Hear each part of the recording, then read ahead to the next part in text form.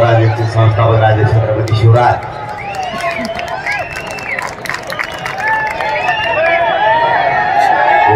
आणि परिसरातील जमलेले माझ्या मराठा बांधवांना माझा महाराज देश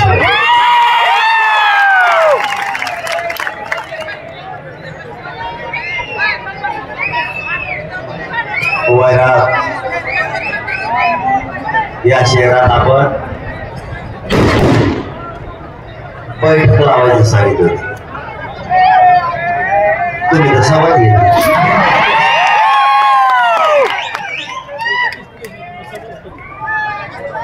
तुमचा आरडा जरा कमी करतो.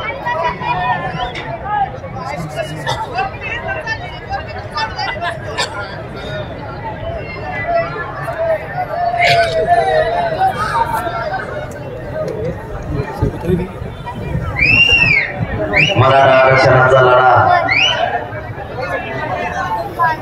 हा आता एकदम शेवटच्या टप्प्यात आला. मराठा आरक्षणाची लढाई मराठ्यांनी आता जिंकली. मराठा समाजाची मागणी ओबीसीतून मराठ्यांना आरक्षण देणे आणि या मागणीसाठी राज्यभरातला करोडोच्या संख्येनं गोरगरीब मराठा समाज एकत्र आला. आता विषय फक्त ज्या मराठ्यांच्या या राज्यात नोंदी सापडल्या नाहीत आणि ज्या 57 लाख नोंदी आतापर्यंत मराठ्यांच्या मिळाल्या त्याचा आकडा 63 लाख झाला अशी माहिती मिळते.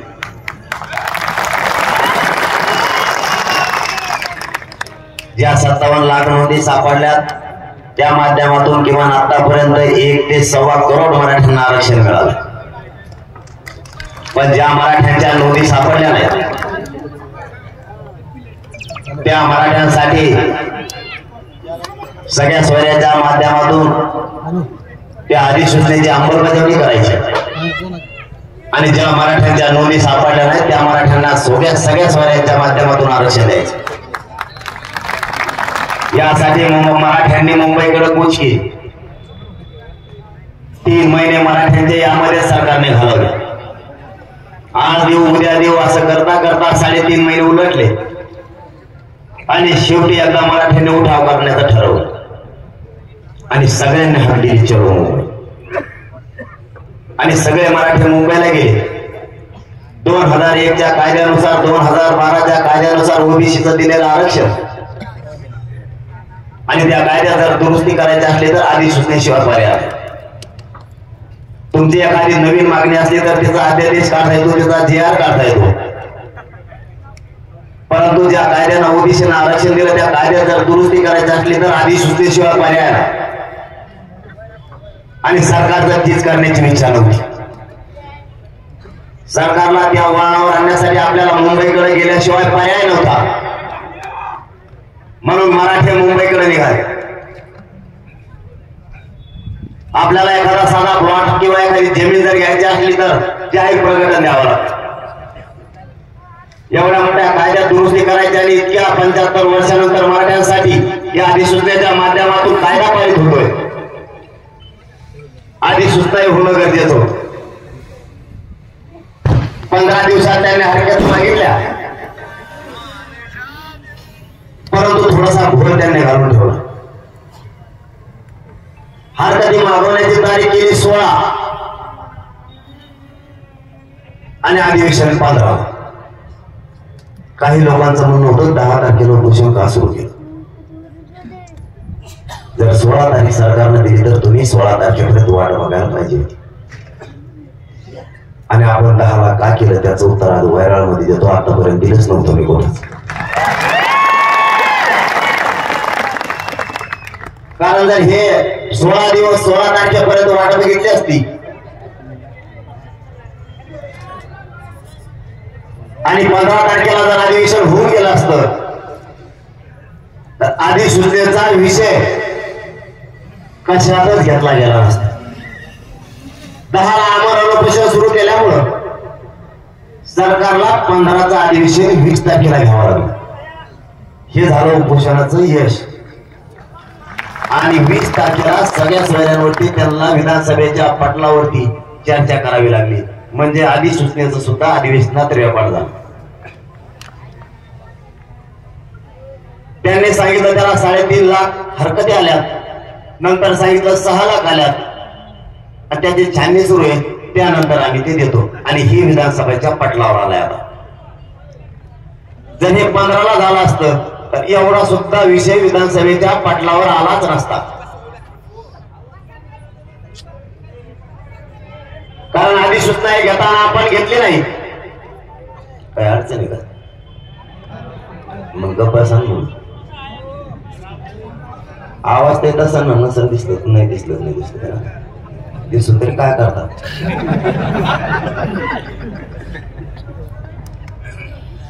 आपण अधिसूचना घेत त्या कॅमेऱ्यावाला तर नका देऊ. तुम्हाला येऊन जाऊन त्या गावा कॅमेऱ्याच्याच मागं लागले. कोणत्या सभेला गेले ते कॅमेऱ्याला वाटले आणतात मागू. तिथं दाखवत राज्याला मराठ्यांचं वादळ वैराग बंद.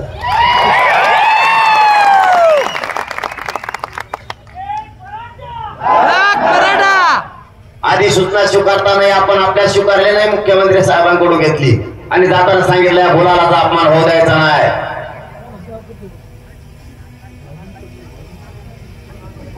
या सगळ्या सोयऱ्यांची अधिसूचनेची अंमलबजावणी घेतल्याशिवाय आपण नाही हटत. वैराळकरांना शब्द आहे, त्यांनी जेलला नाही फाशीला देवल्या तरी हटत नाही. आता नवीन डाव सुरू झाले. या पाठीमागच्या 4 दिवसात वेगळे डाव टाकायला सुरुवात केली. मी ते मध्ये बोललो ना, खूप लागलं ते.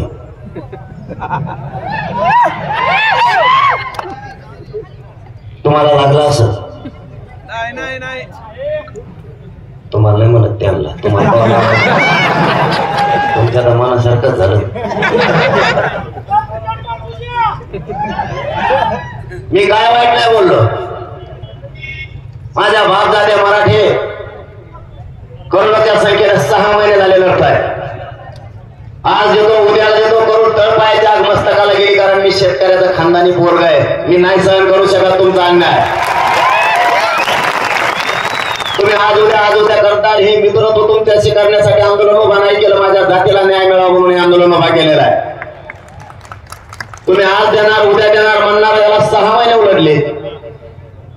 तुम्हाला थोडं बोललेलं इतकं लागलं तर माझ्या अंतरवालीतल्या आई बहिणीचे डोके फुटले. त्यावेळेस तुम्हाला का नाही ती आई बहीण वाटली? तिच्या पोटात, छातीत आणि पायात आता एक गोळ्या. सलमान बागा माझ्या तुला दाखवतो. तू का दिसणार आहे तुला? आजही बारीक लेकरांच्या पायात गोळ्या. आई बहिणीच्या डोक्याच्या चिंगाड्या झाल्या. एका आईच्या डोक्यात 34 टाके पडले. तेव्हा तुला याच्यात आई नाही दिसली का? आजही ते टाके काढण्यात आलेले आहेत कारण ते ओले होते सारखे. या माझ्या आई बहिणीनं इतका मोठा मार तिच्या उभ्या जिंदगीत तिने पहिल्यांदाच खाल्ला असेल की तिला 34% टाके पडले.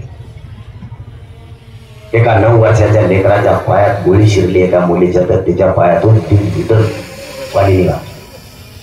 तुम्हाला एक शब्द बोललो तरी इतका वाईट लागला. तर माझ्या आई बहिणीला आताही शेतात जातात नाही, तिचे पाय मोडून टाकलेले. त्यावेळेस तुम्हाला थोडी कशी लाज वाटली नाही? या राज्याचं पालकत्व माझ्याकडेही, राज्य मी चालवतोय. या राज्यातल्या माता माऊलीवरती हात पडला. ती आई बहीण माझी पुऱ्या राज्याची, पुऱ्या देशाची आणि माझी पण. हे त्यावेळेस तुम्हाला का नाही वाटलं?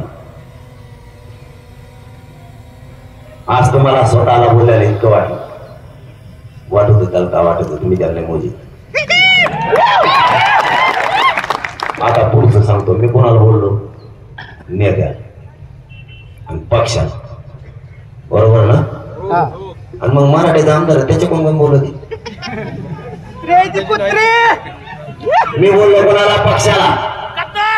मी बोललो नेत्याला.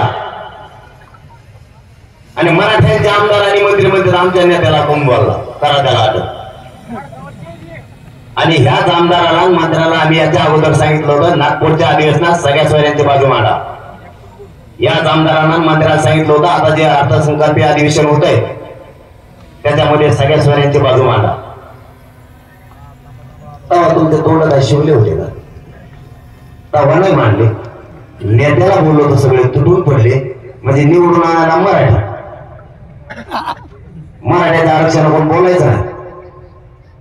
आणि तिकडून म्हणायचं आमच्या नेत्याला बोलला म्हणून बोलतो. तो नेता आहे का जाती?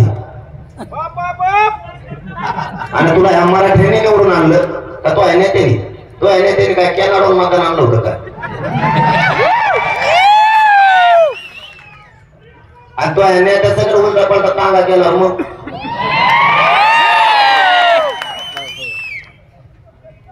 इतके बोलायला लागले. नेत्याला बोलल्यामुळं अरे बाबा मी तुझ्या जातीसाठी भांडतोय. गोरगरीब मराठ्यांचे पोरं मोठे व्हावे म्हणून भांडतोय. नोकरदार वर्गांचे पोरं मोठे झाले पाहिजेत. तो या राजकारण्याचे सुद्धा, व्यावसायिक सुद्धा आणि कष्टकरी मराठ्यांचे सुद्धा याच्यासाठी जीवाची बाजी लावून मी लढतो. याच्यात अखंड मराठा समाज पिढ्यांना फार मोठा होणार. या आरक्षणासाठी लढाई. आणि तू म्हणतो नेत्याला बोललो. तुला नेत्यापेक्षा जात मोठी पाहिजे. आता तो जर नेत्याला मोठं मानलं तर आता जातीकडे येऊ नको.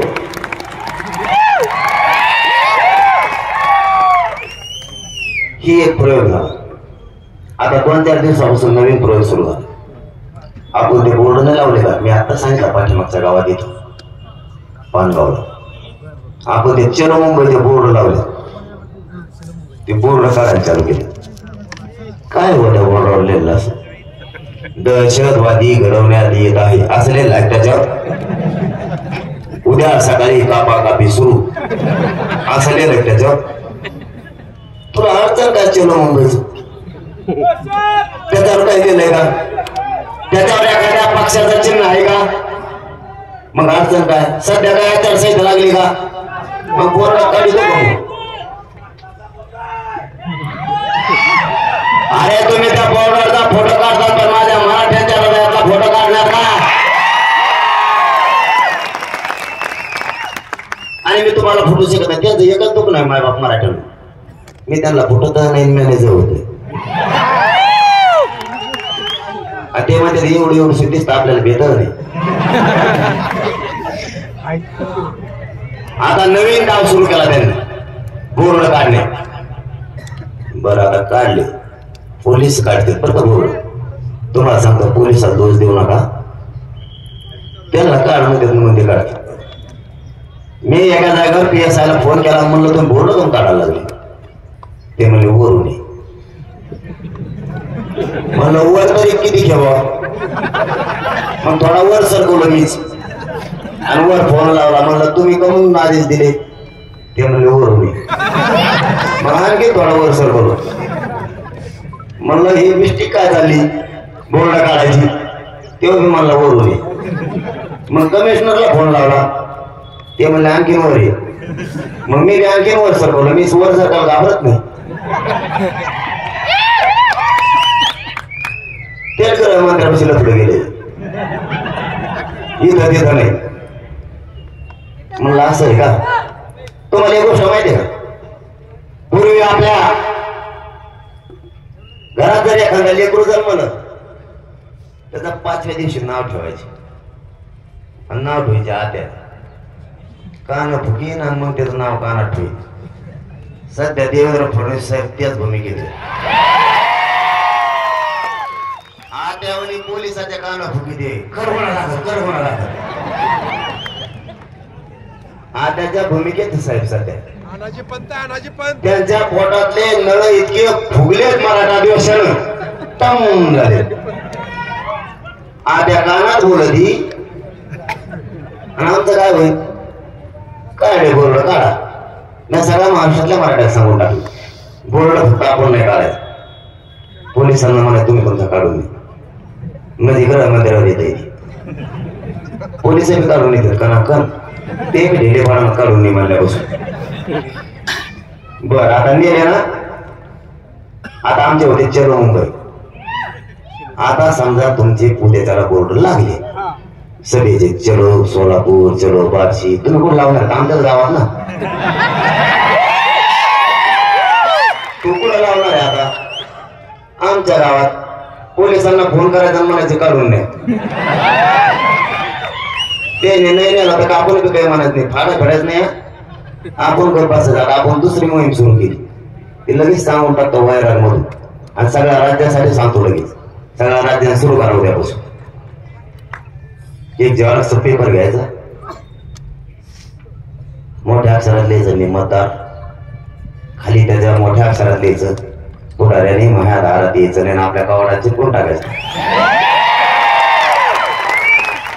आता काय करशील, मतदान मागायला पुढे जातो का अमेरिकेला, मग आपल्या दारात यायचं नाही, आपल्या मोटरसायकलला तेच चिपकायचं, फोर व्हीलरला पण तेच कागद चिपकायचं मागून पुढून. जर एखाद्या आमदाराची पुढाऱ्याची गाडी बंद पडली तेव्हा जर मला मोटरसायकल बसून तोडण्याचा मध्ये पकडून द्यायचं, कारण गाडीत पोस्टर लावले पुढाऱ्याने माझ्या दारात उभारायचं नाही. ते म्हणते ना आपल्या दारात उभारावं, मग आपल्या दारात काय द्यायचं. हे तुम्हाला याच्यासाठी सांगतो की आपल्याला आपले लेकरं मोठे करायचे, हे आपले लेकरं मोठे नाही करू शकत, आपल्यालाच करायचं ना.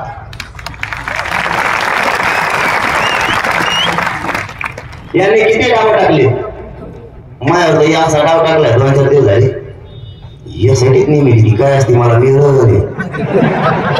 बरं मी त्या खाल्ल्यावर तर तितकं पाहिजे, मग तरी नाही माझ्या आता काय फडणवीस साहेब काम आहे घरावर 13 पत्रे काढून नेतो तो आहे घरावर टाकी तो. अरे तुमच्याकडे डोके सगळे काय तुम्ही यासाठी कोणाला लावायला पाहिजे, तुमच्या भोवती ते भ्रष्टाचारी हिंडत त्यांना, यांच्या भोवती त्या सुगंधी अगरबत्त्या असतात का तसे चौकोन भ्रष्टाचारी हिंडत, आणि यासाठी माझ्यावर लावलं. मी संभाजीनगरच्या हॉस्पिटलमध्ये ऍडमिट होतो, यासाठी नेमली. मला नेमू ते आपल्या मागं कोणीच नाही, आपल्याला माहिती आपण कोणाचा रुपये घेतलेला नाही, आपलं पाकिट हल्लं चोरा सुद्धा टेन्शन आहे. त्याला वाटतं सगळ्या भंगार गिराईक मिळाला, पाकिटात काहीच नाही सापडलं, आपल्या पाकिटात काहीच नसतं कागद सोडून, आणि त्या कागदावर लिहायला असतं कोणत्या गावाला जायचं, आजची सभा पुढे. मी संभाजीनगरच्या हॉस्पिटलला आणि ती नेमली, पत्रकार भाषेत तुटून पडले माझ्या, तुमची यासाठी नेमली यासाठी नेमलं, मला कळालं यासाठी म्हणजे काय असतं, उत्तर तरी कसं काय देऊ तुम्हाला. ते बघित झाले काय करते, माझ्याकडे उत्तरच नाही, त्या गोष्टीचं माहित नाही ते मला. पण 4 दिवसांनी माझ्या बाप मराठ्यांना मला असं निरोप आला, यासाठी माझ्या चौकशी द्यावी. आता यासाठी चौकशी मांडल्यावर माणूस मागचं कारण पळून का नाही, आता सटक म्हणून नेतूर मध्ये चार, कारण ते एवढ्याच घेतात कांदे खायला मध्ये, म्हणजे त्याच्यापेक्षा आपलं सट्टा मागून सटकन का नाही. समजा तुमच्या वैरामध्ये भांडणं झाले बांधावून कशी, आणि पोलिस तुम्हाला अटक करायला आले, आपल्या माणसं काय म्हणतात माहिती काही मग भीती वाढला, लय बोलतो करायला पाठवून ऍडमिट करा, कारण ऍडमिट केल्यावर अटक करता येत नाही. आता माझ्या चौकशी यासाठी यायची म्हणल्यावर मी आधीच ऍडमिट आहे का नाही. डॉक्टरला ही काय हातात साला होती, मला इकडून 2-3 पोचे पण लय दुखत आहे मग मी डॉक्टरला सांगितलं यासाठी चौकशी देणार, असं माझ्या कानावर आले, मी बरा झालो म्हणून सांगा सरांनी तोडून आलो, मी बरा झाला म्हणून सांग सोड. मला 2 दिवस झाला अंतर जाऊन उठलो, आता येईल मग 12 दिवशी तरी येईल, यायनात ना यासाठीच आहे ना. मग डावरा टाकला, कवा फोन कर, इथून जर चौकशीला आलो तिथून पुढं मागच्या दारातून पळून जाणारी अवलाद आपली नाही. देवेंद्र फडणवीस साहेब मला हरायला निघाला, मी शेतकऱ्याचा पोरगा आहे आणि गोरगरीब मराठ्यांसाठी लढतोय. मी जवळ जिवंत आहे देवेंद्र फडणवीस साहेब तर हरणार तर नाही, पण ओबीसीतूनच आरक्षण घेतल्याशिवाय सुटतो का कोणी आडवा एवढे. यांना काही गरज होती का अंगावर घ्यायची, त्यांचं आपलं काही नव्हतं बघ, याने त्यानेच अंगावर घेतलं. आता मराठ्यांनी 3रंच लफडे चालू केले. तुमच्याकडे ऐक नाही काय माहिती, पानगावात विचारलं आई ते फॉर्म भरायचं चाललं कुठून काढून आता झोगाय ना तिकडं, आणि इतके फॉर्म भरत असते बाबू. बिलला 3404 झाले एका जिल्ह्यात, आणि आता राहायचं कुठं आता. आणि ते नंबर लागला सकाळी नाही दिसणार बाबा नंबर लागला, 3 वर्ष त्यांना चिन्ह नाही सापडत मतदान करायचं बाबा. आणि जर काही झालं एका मतदारसंघात लोकसभेत झाले उमेदवार चिन्ह काय आणायचे कांदे टमाटो बटाटो गोटे गाडे आणि पंचायतच व्हायचं काम झालं ना ते काय डोकं लागते. मी म्हणलो त्यांना मराठ्यात नाच लागू नका तुम्ही एक केशीचं डोकं लावता तुमच्या आता सत्ता आहे म्हणून मराठी त्याच्या पुढचे आलेत का नाही कायदेशीर एकमेका असं काही एका धोत्रावाल्याने फॉर्म भरू नये पॅन्टीवाल्याने भरावं असं काही का जाणारा मागच्याने फॉर्म भरू नये त्याला शिकल्याला लागतो. आता कुणी भरीन ना भरायचं म्हणलं हाय का नाही कायदेशीर आता म्हणू शकतो भरू नको घेतलं का नाही हाताने वाजून अनाथ अशा करायला लागले काही ते पोरत मध्ये पहिले चिकून टाकितो मग खासदार केलं तो भारत. आता तो चिन्ह कवा सापडायचं मग इतक्या गर्दीत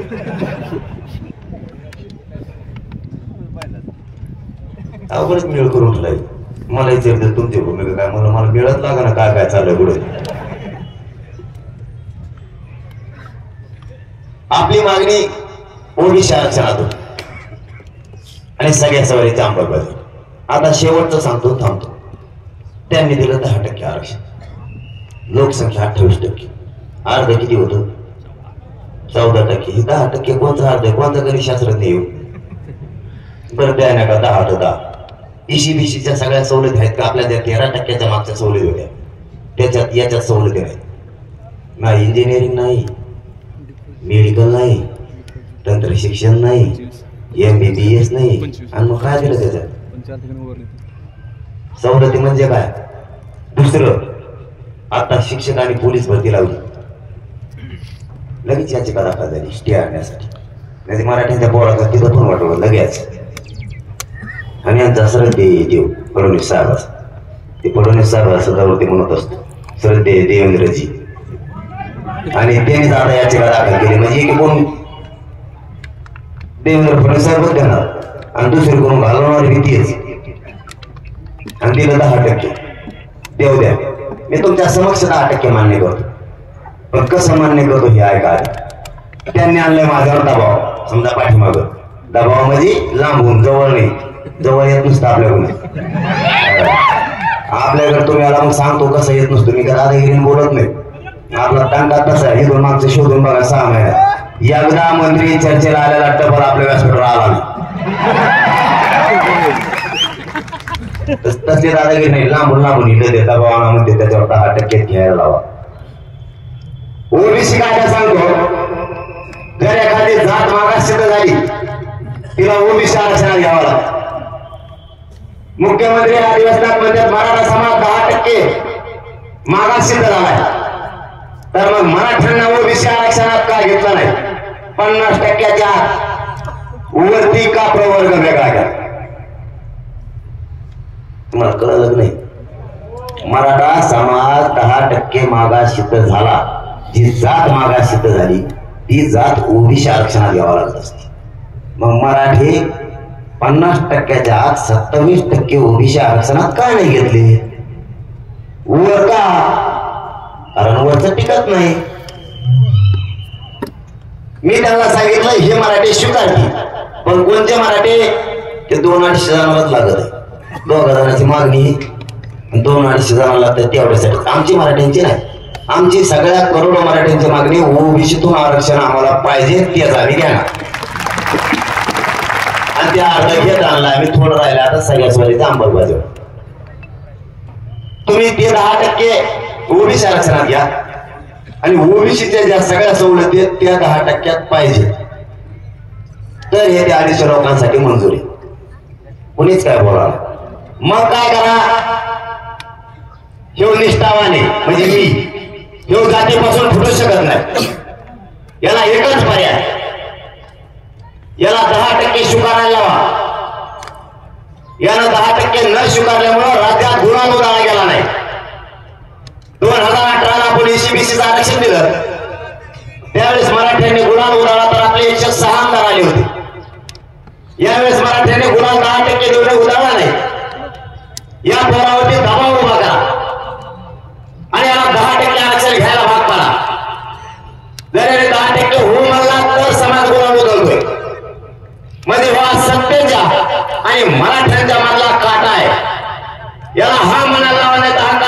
करा.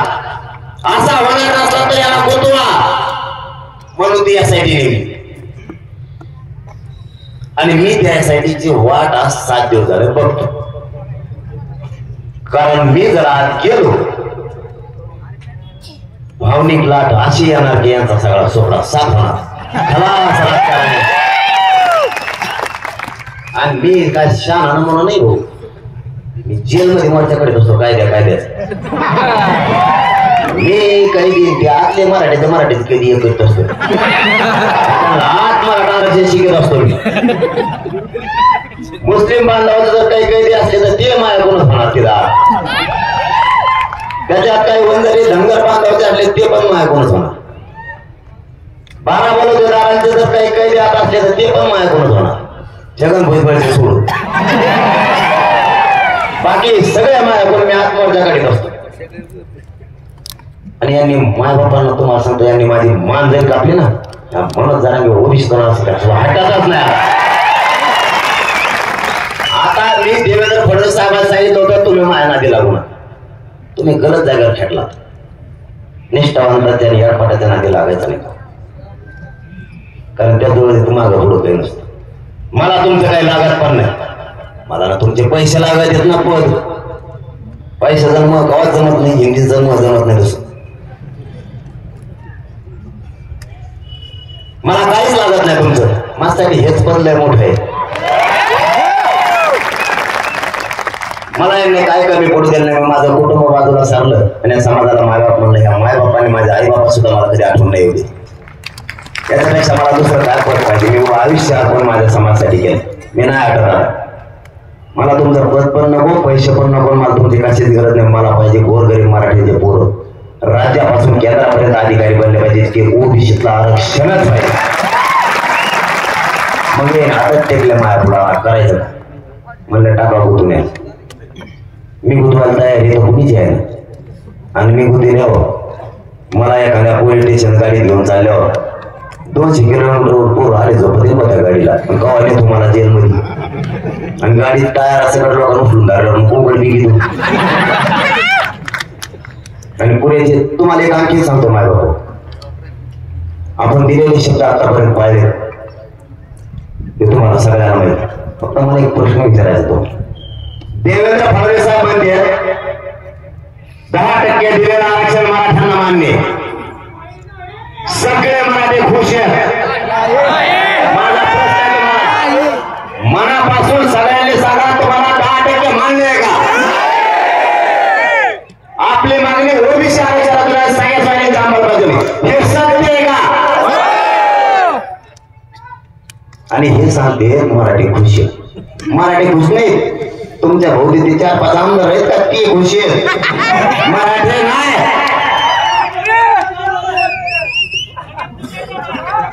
तेव्हा नाही रे, त्याचं नका नाव घेऊ नका. त्याचं नाव घेऊ नका. तेव्हा खुश नाही काही नाही. त्याचा मग लोक लागत होत. त्याला बरं झालं प्रतिकडे कुठलं या ती मोकळा झाला असा रेटो खातो झोपतो साधे देव. तेव्हा का पण मायामध्ये बोलला की वाजलाच म्हणून समजा त्याला सोडत नाही. त्याचे बोलबोल जरा कमी झाले. आता त्याला माहिती आता याला लय बोलत आपण तरी हो विचारचनात गेलं.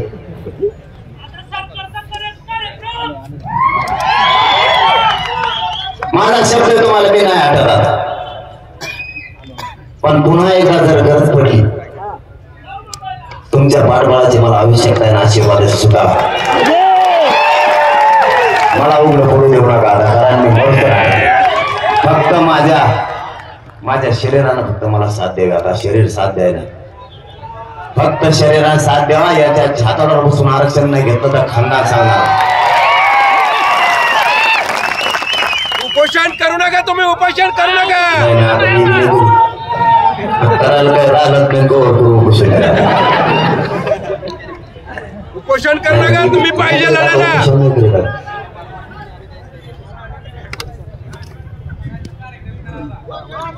मग पांगलेच तिथं तुम्हाला माहितच नाही.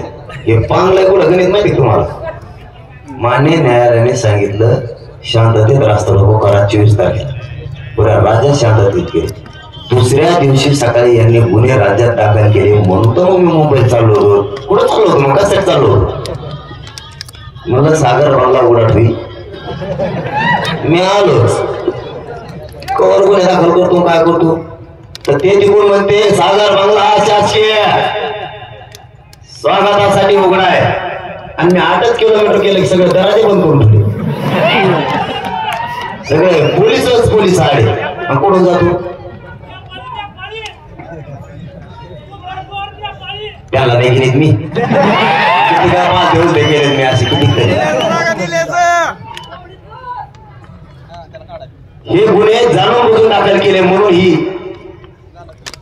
आणि त्याच गुन्ह्यात सगळ्याला अडकवायचं होतं त्याला त्यापेक्षा म्हणलं तू आता मला संपवायचं ना त्याने सांगितलं याला संपवा ह्यो मधला आहे मराठ्यांच्या आणि सत्तेच्या मधला काटा काढा म्हणलं तूच काढ मी यायला मुंबईत चल तर त्याला पण तो नाच बसला म्हणतो या म्हणतो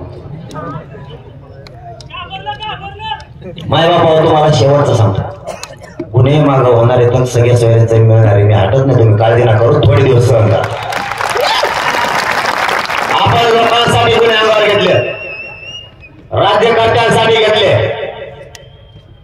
झाला तर होता एखाद्या स्वतःच्या लेकराचं आयुष्य कल्याण होण्यासाठी मी यासाठी अंगावर घेतली तुम्ही एखादा गुन्हा झाला तर स्वतःच्या लेकरासाठी झाला आपले लेकर मोठे होते काही घाबरू नका त्याला नावीला आपण जर केशव त्याला खचलं पण जवळ आलेला सोन्याचा घास आपल्या लेकराच्या तोंडातून जाईला बिनधास्त सगळे वकील बांधव आपल्या मागो उभा केस केली की जामीन घ्यायची लढायला सज्ज मला किती त्रास झाला मी तुम्हाला सांगितलं का तरी आणखी व्यासपीठ सोडलं अंतरवालीच आणि आता तर म्हणले देवेंद्र फडणवीस साहेबांनी सांगितलं ते व्यासपीठ उचलून ठेवा आपलं अंतरवालीच आणि मला माहित झालं ते म्हणले व्यासपीठ काढून नेणार पण मंडप काढून फेकणार म्हणलं फेकणार तू नुसता कोणाला हात लावून सांगतो मला आणि नुसता व्यासपीठाच्या खाली उतारलो आलं तर किती घेते बघितलं तू मी नुसतो हॉस्पिटलच्या खाली उतारलो 2च माळे खाली उतारलो तर तिथं 70,000 पोरं जमलं 70,000 आणि मला जो तर 5 लाख झाले असते कारण अंतर संभाजीनगरचं अंतरवालीच 80 किलोमीटर मला 80 किलोमीटर जोच तर गोदापट्ट्यातली 123 गाव पूर्वीचे पुरे 5 लाख लोक तिथे आले असते त्यांनी अंदाजवळ केला हे वेळाच्या आधी तो भरा जागा न राहिली ते म्हणले मंडपला जर कोणी हात लावला तर आम्ही जबाबदार का आलेलेच मंडपला जर कोणी हात लावला तर मग बोला बरे तुम्ही आम्ही इथं उभाच आणि आधी म्हणत होते उठून फेकून देऊ ही मराठीची ताकद आहे फडणवीस साहेब आणखी तरी शाने व्हा सगळ्या स्वारींच्या अंमलबजावणी द्या आमच्या नादाला लागू नका तुमचं आमचं शत्रुत्व नाही मला राजकारणाचं देणं घेणं नाही राजकारण माझा मार्ग नाही माझ्या जातीसाठी सगळ्या स्वारीच्या अंमलबजावणी ओबीसीतून आरक्षण पाहिजे त्यासाठी लढाई राजकारणासाठी नाही शाने असाल तर आचारसंहितेच्या आत द्या हेच मराठी तुम्हाला डोक्यावर घेऊन नसते जर तुम्ही दिलं नाही तर ही नाराजीची लाट तुमचा सुपडा साफ केल्याशिवाय सोडणार कारण आम्हाला आमचे लेकर महत्वाचे तुम्ही नाही आमच्या लेकरासाठी आम्ही लढणार आहे तुम्हाला फक्त जाताना आता एक विनंती करतो जर याला कदाचित पुन्हा एकदा जर तुमची गरज पडली तर पहिल्यांदा 1.5 ते 2 कोटी एकत्र आलो होतो यांची दहशत जर हे अशीच करत राहिले आपल्यावरती दहशत पसरत राहिले तर पुन्हा एकदा आपल्याला पहिल्यांदा 2 कोटीनं पण पुन्हा एखादा मोठा कार्यक्रम घेऊन आपल्याला 4 कोटीने एकत्र येऊन यांना पाणी पाजल्याशिवाय चालणार तुम्हाला पुन्हा एकदा जर हाक दिली तर ताकदीने उभा राहावं लागणार आहे कारण मी तुमच्या पाठबळाच्या जीवावरच लढतोय मी माझ्या जीवाची बाजी लावून तिथं तुमच्या जीवावरती लढतोय आणि तुम्हाला आता जाताना शब्द देतो माझा समाजाला मी मायबाप मानलेला मरेपर्यंत मी तुमच्याशी गद्दारी करणार नाही शब्द आहे माझा तुम्हाला यांनी माझे मान जरी कापले ना तरीही मी ओबीसी आरक्षणापासून हटणार नाही आणि जेलमध्ये जरी सडलं ना तरी तुमचा मुलगा म्हणून जेलमध्ये बसेल पण ओबीसीतून आरक्षण घेतल्याशिवाय हटणार तुम्हाला जाता जाता पुन्हा सांगतो ज्या समाजाला मायबाप मानलं त्या समाजाच्या लेकराच्या डोक्यावर ओबीसीतून आरक्षण देऊ आरक्षणाचा गुलाल टाकल्याशिवाय हा तुमचा मुलगा मनोज जरांगे पाटील एक इंच हटणार नाही शब्द तुम्हाला देतो आणि थांबतो. धन्यवाद. जय शिवराय.